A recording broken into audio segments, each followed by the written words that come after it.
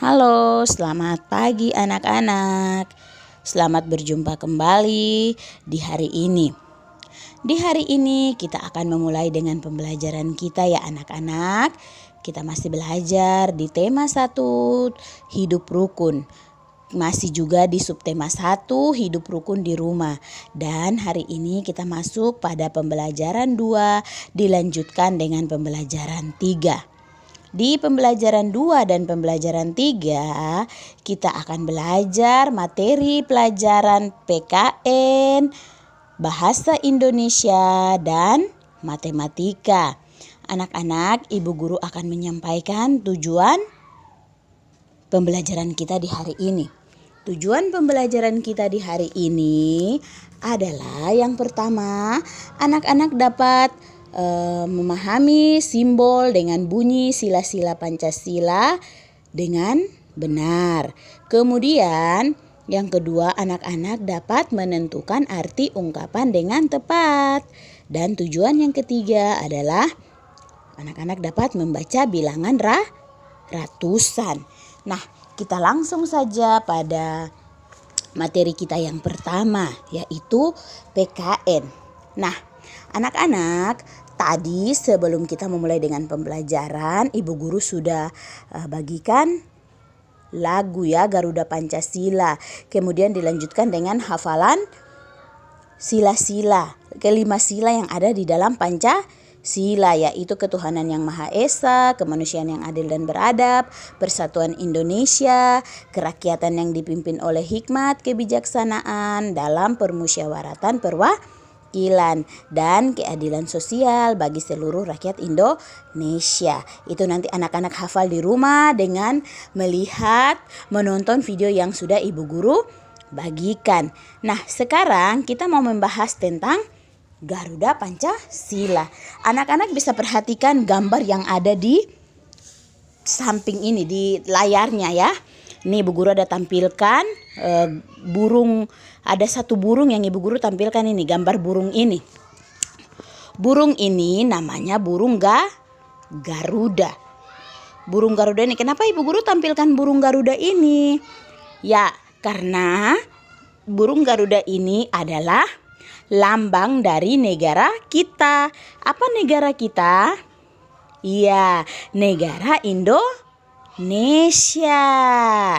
Jadi kita negara Indonesia mempunyai lambang negara, yaitu burung ini.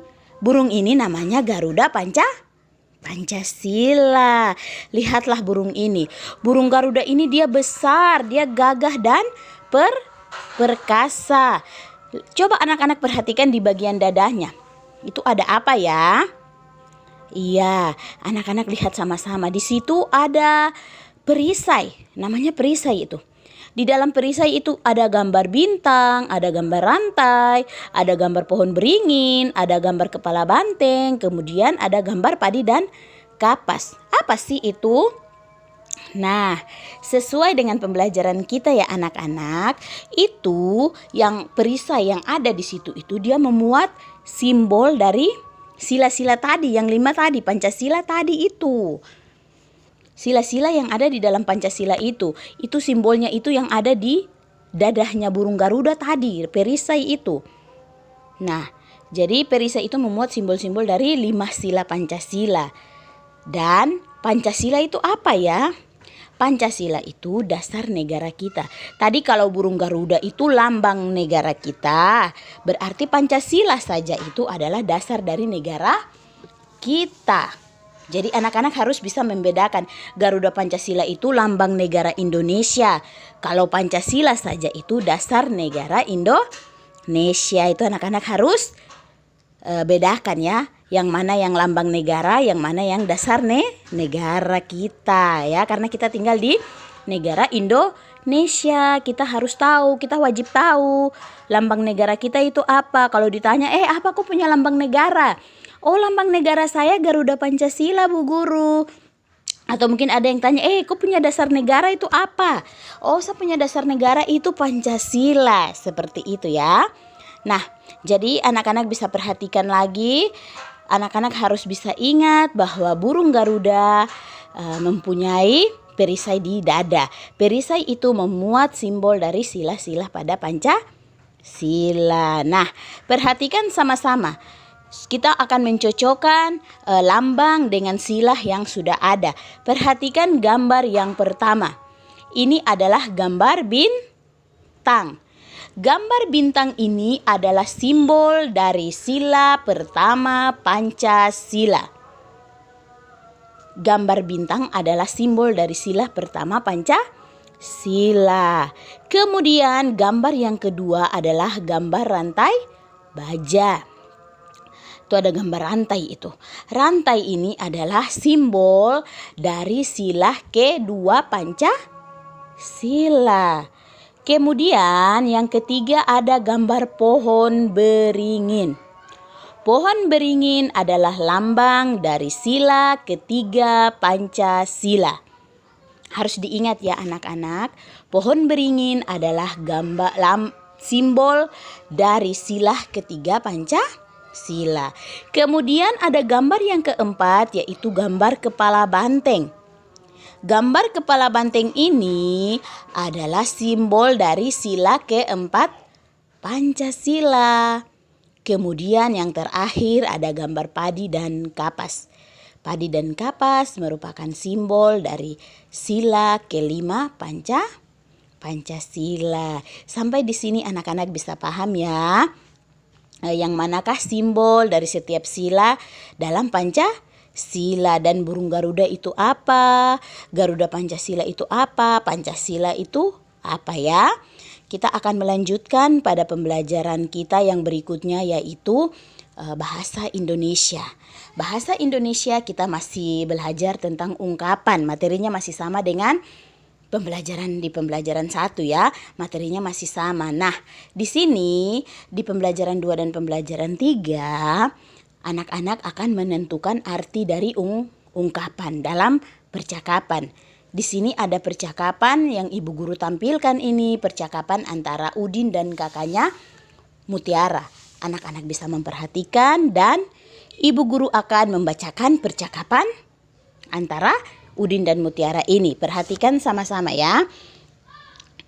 Buku kakak banyak sekali, itu katanya Udin. Buku kakak banyak sekali. Lalu Mutiara menjawab, kakak memang senang membaca buku. Dibalas lagi Udin, wah kakak memang pantas dijuluki kutu buku. Lalu kakaknya Mutiara menjawab lagi, ayo kamu juga harus rajin membaca. Ini ada buku cerita bagus, judulnya Bintang Lapangan. Lalu Udin bertanya sama kakaknya lagi, ceritanya tentang apa kak? Mutiara menjawab, ceritanya tentang pemain sepak bola yang rendah hati meskipun sudah terkenal. Udin menjawab kakaknya lagi, berarti dia tidak besar kepala ya kak? Terima kasih ya kakak, saya boleh pinjam bukunya kakak? Lalu Mutiara menjawab adiknya, sama-sama adik.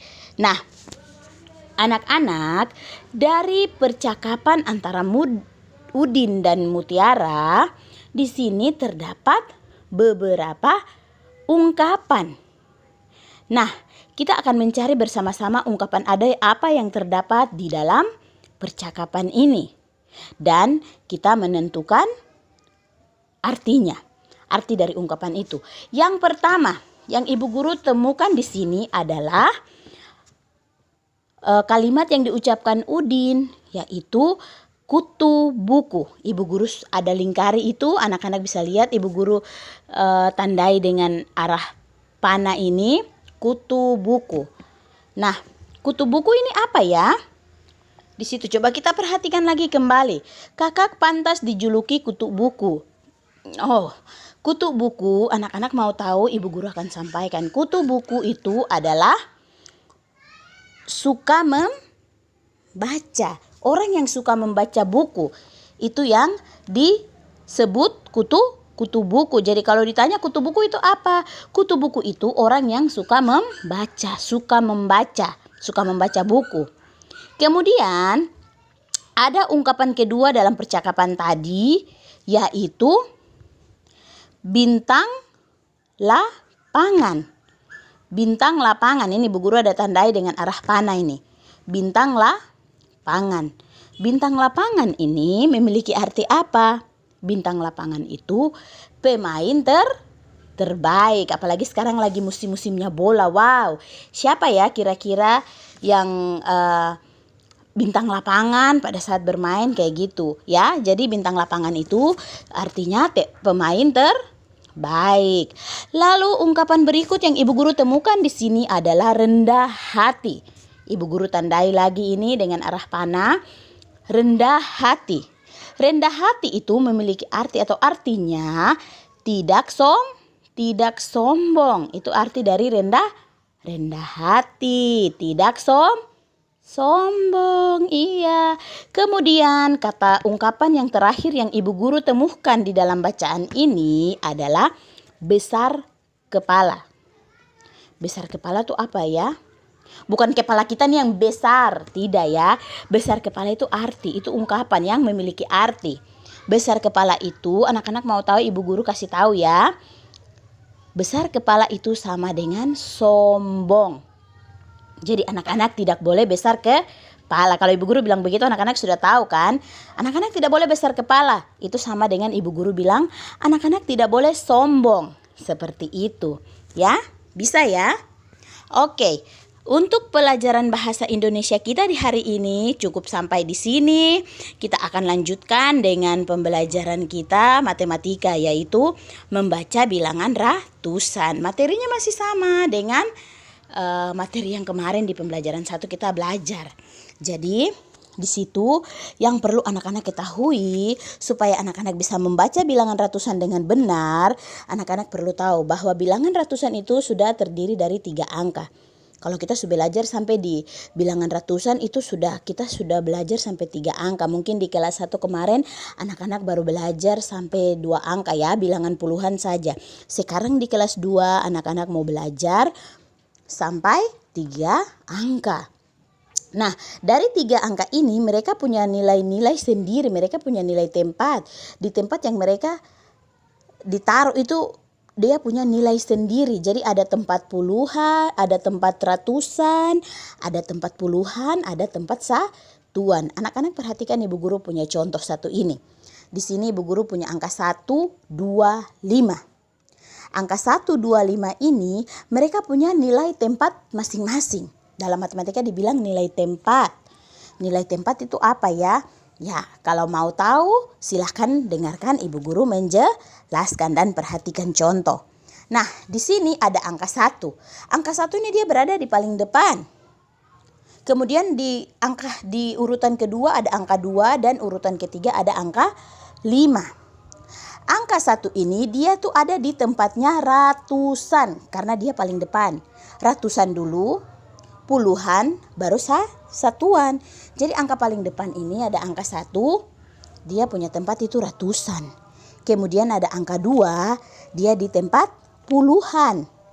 Dan ada angka 5 di urutan ketiga, itu dia ada di tempatnya satuan. Jadi kalau ditulis begini 1, 2, 5 itu dibaca 125. 100, iya karena ini 1, angka 1 di tempat ratusan berarti 100. Angka 2 di tempat puluhan berarti 20 nilainya. Dan angka 5 di tempat satuan jadi dibilang 5. Makanya kalau dibaca 125. Ya, bisa ya. Ibu Guru menjelaskan ini, Ibu Guru harap anak-anak bisa memahami dengan mendengarkan dan melihat contoh yang Ibu Guru tampilkan. Dan anak-anak juga harus bisa mengerjakan soalnya. Oke, mungkin sampai di sini saja penjelasan yang bisa Ibu Guru sampaikan. Kurang lebihnya nanti anak-anak bertanya. Jika belum paham, anak-anak silahkan bertanya ke Ibu Guru ya. Jadi Ibu Guru cukupkan penjelasan di hari ini. Selamat belajar. Jangan lupa tetap kita patuhi protokol kesehatan ya. Menjaga kesehatan baik-baik. Walaupun kita masih tetap belajar dari rumah, Ibu Guru harap anak-anak tetap semangat untuk mengikuti pembelajaran. Terima kasih. Selamat siang.